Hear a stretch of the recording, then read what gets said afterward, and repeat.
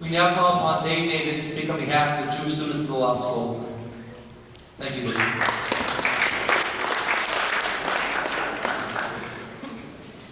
Bonsoir et bienvenue. Distinguished guests, Mr. President, Rabbi Hayes, Rabbi Chaim, Yocheved, everyone else. It's wonderful to see you all tonight. Permit me to share with you a brief lesson, a threefold lesson on behalf of a law student dealing a bit with exams and life. First off, be strategic. In dealing with exams, make sure you look at the questions and answer what's being asked. But also, in life, be respectful of people if you expect them to be respectful of you. Alright, second off, I told you this would be kind of brief. So secondly, don't give up. Don't ever give up on an exam. You might not want to be there, you might not have slept all night, but you know what? Look at those questions. And if you think it's impossible, it's not. Just keep going. Take a breather, and you're going to accomplish something good. So, in life, don't give up on your values either. You know, Rabbi Chaim and Yocheved are extremely generous, and they always open their hearts to all of us. And it's really in honor of their lessons that I'm able to come up with this lesson plan here. I thank you, Rabbi Chaim, for having me speak. And I get to my third point here, which is, what do you guys think the third point is? Well, first of all, I'll say this. Happy Hanukkah. Okay, no, I know you guys are Jewish. This is not how we do this. Okay, maybe you're not Jewish either, but you're very welcome too. You should learn here. Happy Hanukkah! Happy Hanukkah! Alright. So, the third lesson is plan to party after it's all over. After you gotta do what you gotta do. Because you gotta have something to look forward to at the end, something to get yourself through it. When we're in exams, we're selfish. We are. We're like one candle on the chanukah, you know? We're all doing everything for ourselves. But think about what you can accomplish in the future when you're with the people you love, you're with the people you want to be with. And so, we're going to light the Chanukah menorah tonight in the same way that we should live our lives if we want to build a better community with the other people around us together. Thank you very much. Chag Sameach.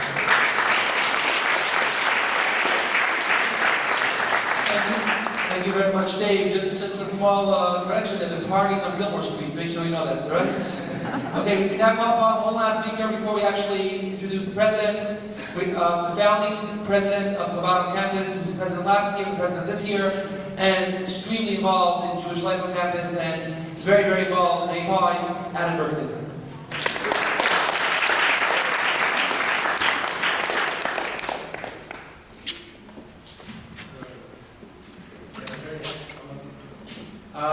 First, I'd like to personally thank Alan Rock for being here tonight. It's an honor to have you here. Thank you so much for coming.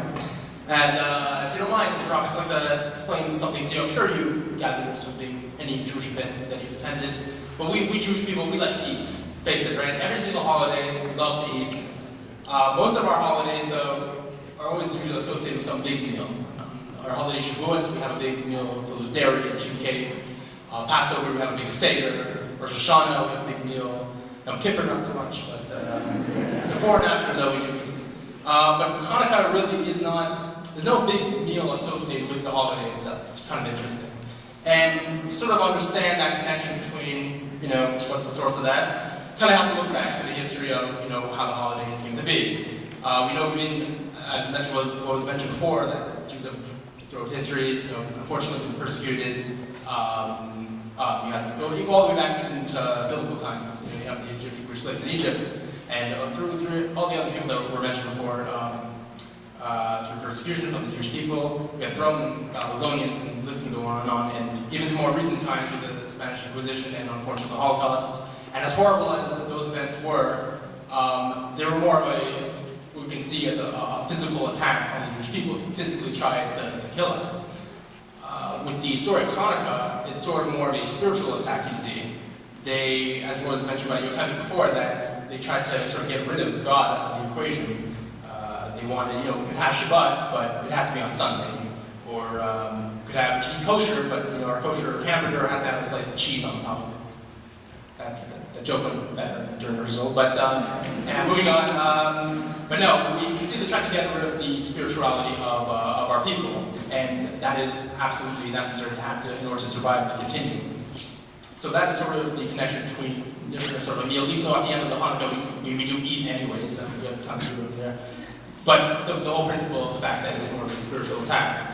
And to more recent times today, unfortunately we are faced with challenges like that, where we're sort of bogged down in the studies of school and family and whatnot. And sometimes we see it something getting in as an obstacle, getting in the way of our religion, when in fact the two can go absolutely hand in hand. Just to draw a quick analogy, by show of hands for the students, who here have to write a final essay for the final exam? Okay, a lot of people are familiar with the essay writing. For an essay, when a professor marks an essay, there's sort of two features of an essay for students. One are the technicalities of the essay. The professor will want, 12-point fonts times the Roman fonts, single space or whatever they want. They have certain technicalities. And sometimes we either follow that or we sometimes go around that. You do 12.5 font, don't notice. Double space, to stretch it out a little bit. These are the secrets of giving away to the students during exam time. But continuing. But no, there's also really the essence of the essay, the real core of the essay, what you're writing about, the main points. So sometimes, maybe you might mess up on the technicalities, but that's barely worth any marks, as we know. The real marks from the professor will come from the actual content of the essay. That's sort of like to draw that down to our own lives. When faced with certain challenges, especially with Judaism, which has a lot of technical laws and rules and whatnot, sort of really look at the core, the essence of that, the soul of the holiday and whatnot. And one way to really understand that is how we, as we see each night on Hanukkah, we light the menorah. And that sort of is a light, and it's an internal light, lit inside the house. And some people, have the custom put it near the window to have the light get out. That can dispel all the negativities and all the darknesses. And through that, we can absolutely be successful and continue to survive through exam time. So I thank you very much for your time, and happy Hanukkah to everyone.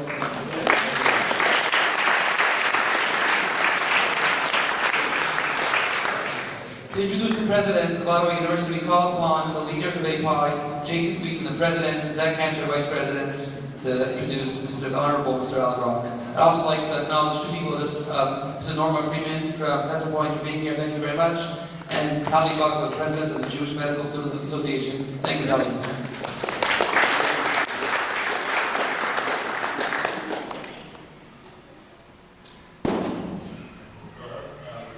Before we introduce Alan Rock, I'd like to speak on behalf of the API, and I'd like to thank Rabbi Chaim for allowing us to do this event with him.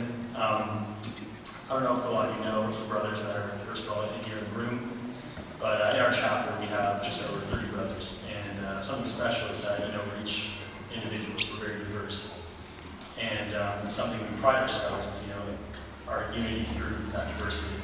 And it's events like this that really bring us together as well as the community, because we all come from different backgrounds. And so I just want to thank Rabbi Chaim for allowing us to do this and to bring us all together. Alan Rock was born and raised in Ottawa and started off as a lawyer here. He entered the public eye in 1993, where he was elected as a member of Parliament for Etobicoke Centre, a position he held until 2004. For 10 years, he served under Prime Minister Gretchen's cabinet, holding the positions of Minister of Justice from 1993 to 1997, Minister of Health from 1997 to 2002, and then the Minister of the Interior from 2002 to 2003. After his positions in the cabinet, Mr. Rock was appointed as Canadian Ambassador to the United Nations, a position which he held from 2004 to 2006. After that, he returned back to practicing law when in 2008 he was appointed as President of the University of Ottawa. I just want to say one more thing that was actually brought to my attention earlier this week by Rabbi Chaim. I don't know if for Ottawa students or for anybody else walking on campus. Last year, there were posters put up on campus that were anti-Semitic. Palestinian students put up these posters that were showing an Israeli plane bombing a Palestinian child. And I remember Rabbi Chaim calling me last year saying, "Jason, can you help me? We're going to take these down." It's very upsetting. And I only found out recently that there's been a law that now on campus that you can't promote these type of things, and it's actually because of Alan Rock. So I'd like to.